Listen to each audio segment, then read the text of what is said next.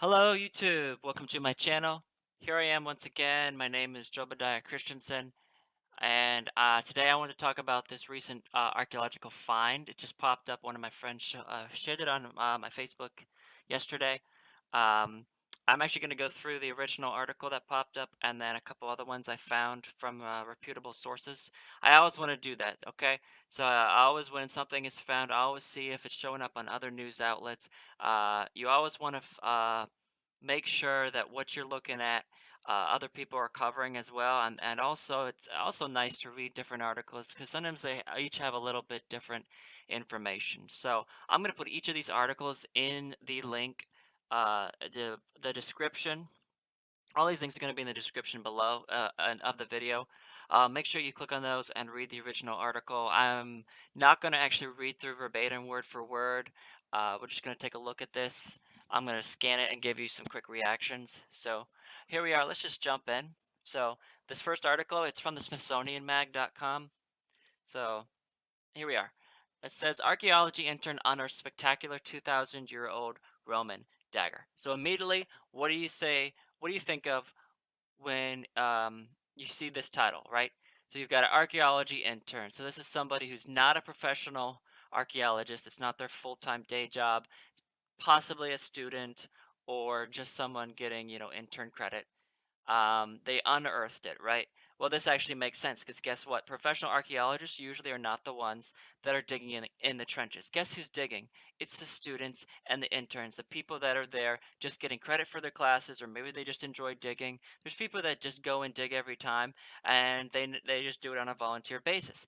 That's they're the ones who are actually going to unearth the stuff, and then it's the actual professional PhD people who actually get to publish the information and analyze it and interpret it in a special way, and they're the ones who get a lot of credit for it, when in reality it's kind of the undergrad and graduate grunts that actually find the stuff. So you know that's all that this means as far as I can tell. 2,000-year-old Roman dagger. All right, so 2,000-year-old, that puts us roughly around 0 AD. That puts us into the imperial Roman time period, though we'll see if it's actually imperial or republican.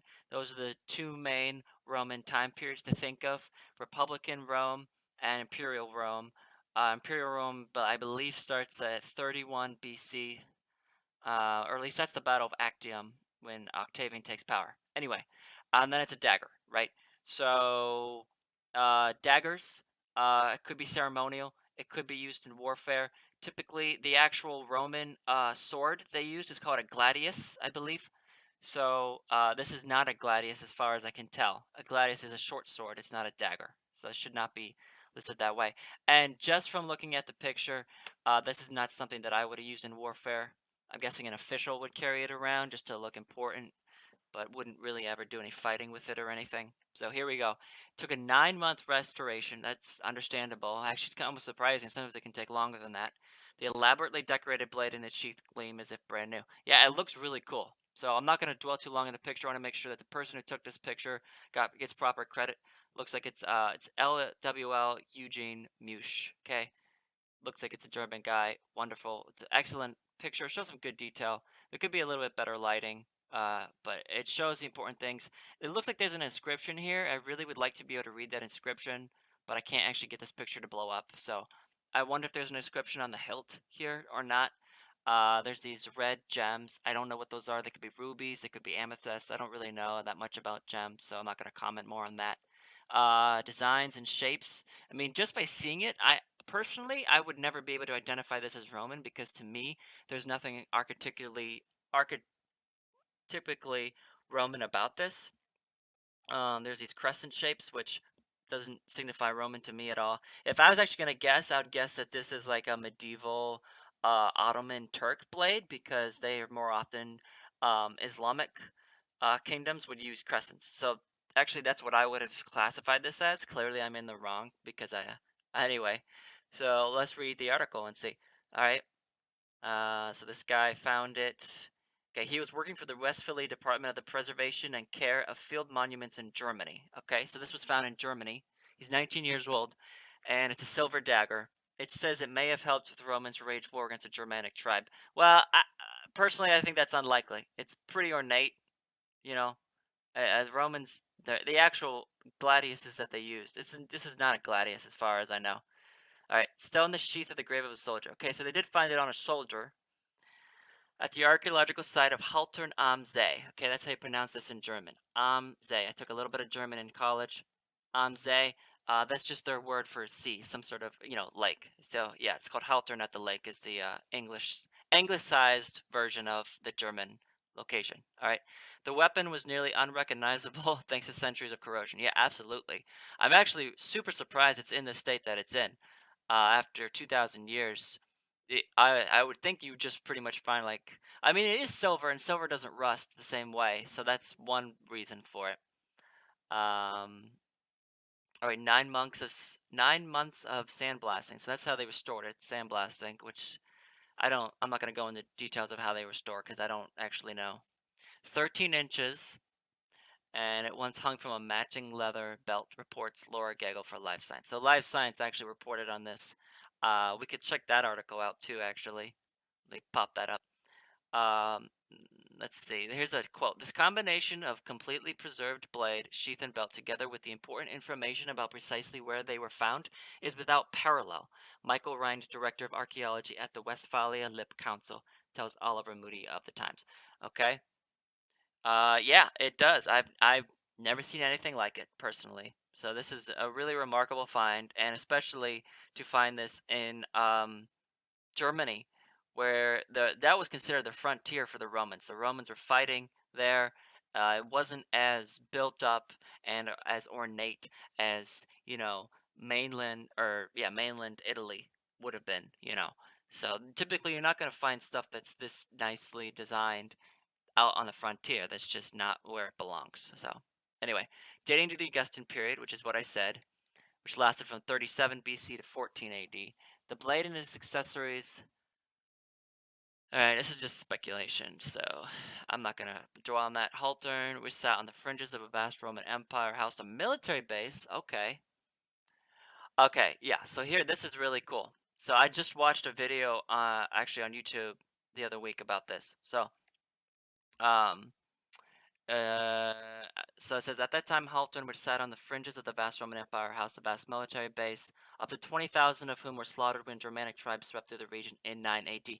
This event that they're referencing is actually called the Battle of the Teutoburg Forest, which I didn't actually know a ton about, except the fact that an entire legion, or actually I think more than a legion, because a legion I believe was maybe only 6,000 men. So I think it was actually maybe as many as 3 legions were wiped out in this battle.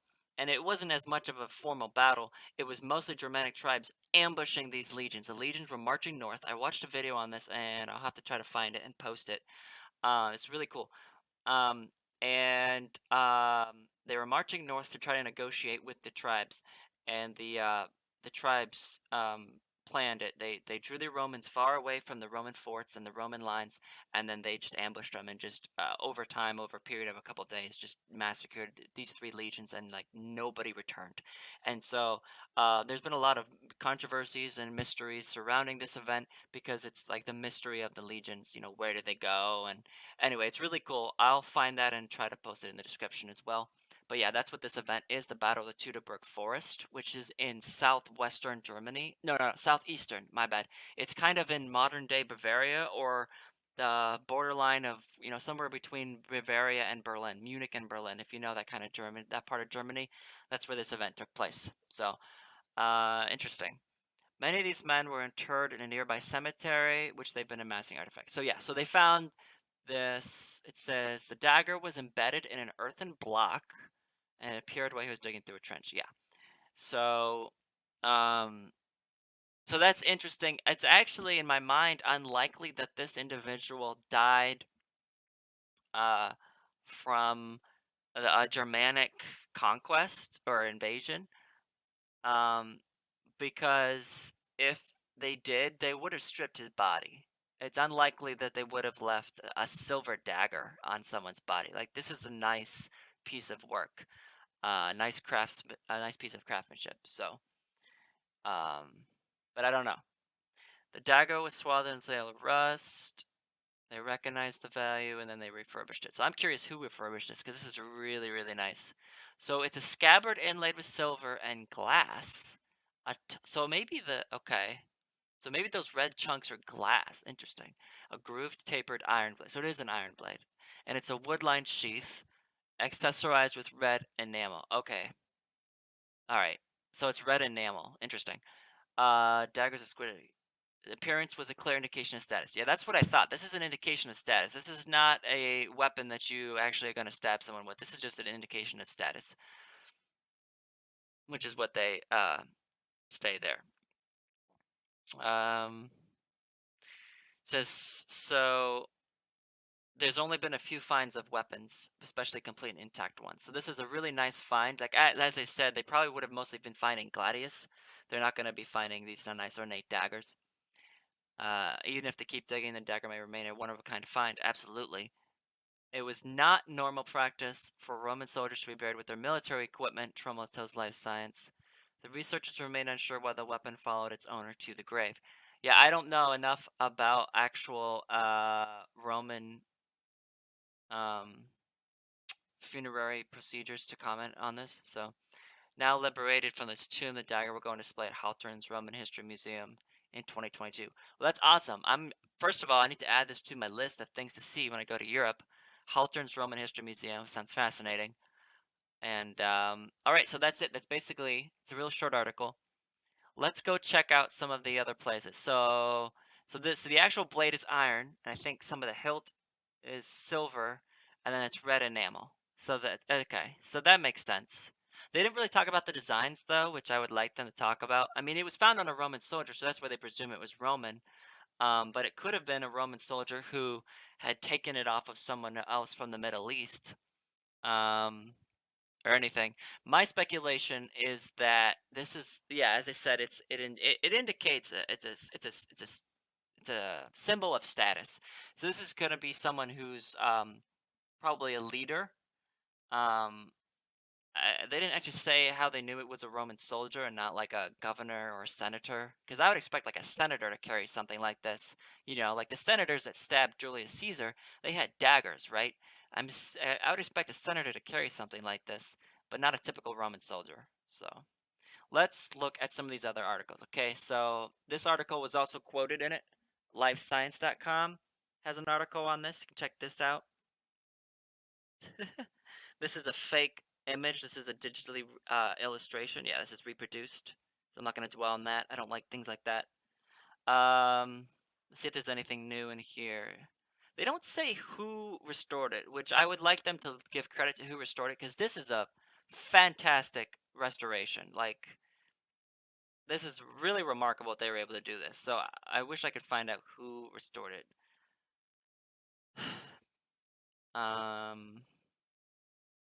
Okay, so the excavation was actually conducted in part with the University of Trier. So that's nice to know, to find out. I wish they listed that in the first article. It just talks about who discovered it. I'm just going to sweep through real quick. Yeah, so here it talks about 3 Roman legions were wiped out during the defeat of the Roman general and politician Varus by the Germanic tribes in AD 9. Yeah, so that's what I was talking about before. You can check that out. It's called the Battle of the Teutoburg Forest, and look up Varus. And the Roman emperor supposedly would bang his head and say, "I want my legions back, Varus," because Varus and the legions were dead, and he just lost 3 legions. Like, imagine that if you're the Roman emperor and suddenly 3 legions are dead, just gone. You know, it's hard to raise legions. Wow. So here is the actual original image. This is what a lot of archaeology is like. You find that, and that's what it is. It's this rusty hulk of thing, and unless you restore it, no one's ever going to know it, and you have to have money to restore it. So the University of Trier, it said, was the excavation. So it's possible someone at the University of Trier did this, but it's more likely that either a professional from the where does it say the Westphalia Department for the Preservation and Care of Field Monuments in Germany. So this is preservation and care of field monuments. They're probably not going to have someone on staff either. This is going to go to some sort of professional group in possibly in Germany, Possibly not. Archaeologists work around the world. I know people that send their artifacts to Australia to get them, restored. Like you send them to whoever will do a good job and who you can afford. Is basically the bottom line. Let's. I'm not gonna look at the rest of the pictures. Well, yeah, we can look at them real quick. Um, a large earthen block. Yeah, that's interesting. Oh, I think they're taking a cast of the earthen block. All right, that's what they're doing there. They took an X-ray of it, so they have money for X-rays. Fancy. That's really fancy. All right. Okay, so they took an X-ray of the block itself, which had the remains of the. This is probably an degraded, but okay. Those are the pictures we saw before. Fiber Restore Eugene Minch. Okay, so maybe Eugene Minch is the one who did the restoration. He's the guy who took the one of the photos as well, I believe. So that might be the guy who did the restoration. If so, bravo. I want to say, great job done, Eugene. Yeah, I think that's the guy who did it. Awesome. Um, Culture Department. All right, and that's the restoration. Yeah. Okay. All right, here we go. Trumbull immediately got in touch with restorers in Munster, who came to Halton and excavated it. So they actually got restorers to come and excavate it fully, because they're going to know how to do it a real proper way. Even though archaeologists are careful when they excavate, they don't always. We can't take the time, the delicateness of excavating something like this.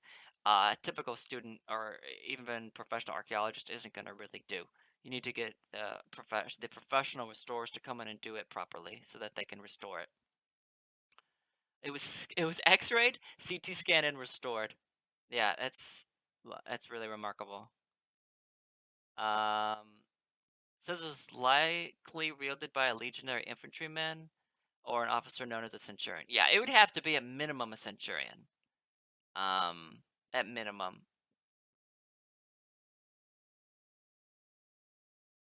Yeah, it says it's a mystery why the individual was buried with a dagger. Perhaps the owner was a Celtic or German native. Yeah, so actually, although the Romans were fighting against German tribes, there were some Germans and Celts that basically joined the Roman side and served as auxiliaries. So I wonder if this was an auxiliary man because Germanic peoples, as far as I know, and Celts actually were buried with their weapons. So this is a really interesting story. Right. Unlike the Romans, members of those tribes were often buried with their weapons. Exactly. Um, the only other known Roman military-built dagger and sheath discovery was in a small Roman military camp in Velsen in the Netherlands. Cool. Don't know anything about Velsen. All right. And let's check out the same article. This is on archaeology.org just to see what they say, what their perspective is. I'm just gonna scan it real quick. Yeah, that's not saying anything else. Okay. And here is also from ArtNet. I figured I would check them out because this has actually wider implications for art historians than archaeologists, right? This is really art historians are the ones who are going to study this and analyze it and interpret it. So, okay. Yeah, a restorer for the LWO Archaeology for Westphalia. Yeah, so there was this Eugene guy and he works for um North Rhine-Westphalia and Munster. All right. This is a Getty image. So go check out that on Getty.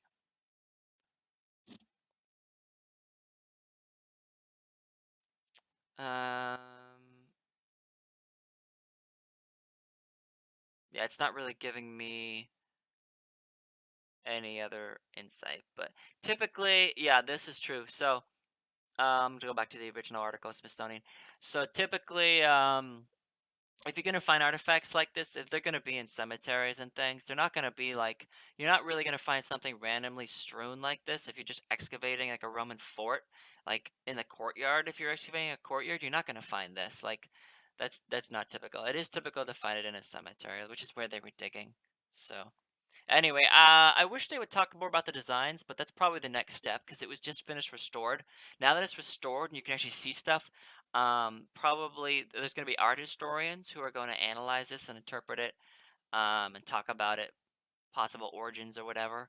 So keep a lookout for that. And that's basically all I have to say. Just really impressive, and I just want to give a shout out to the restorers. They did a fantastic job. So thanks for watching this. Hope you learned something a little bit new about the Romans, Roman military, Roman history, and Roman frontier history in Germany. Um, if you like this, or even if you didn't like this, please just send me some other archaeological news that you're interested in hearing me talk about. Um, and subscribe to my channel if you want to keep watching videos like this. Otherwise, have a great day.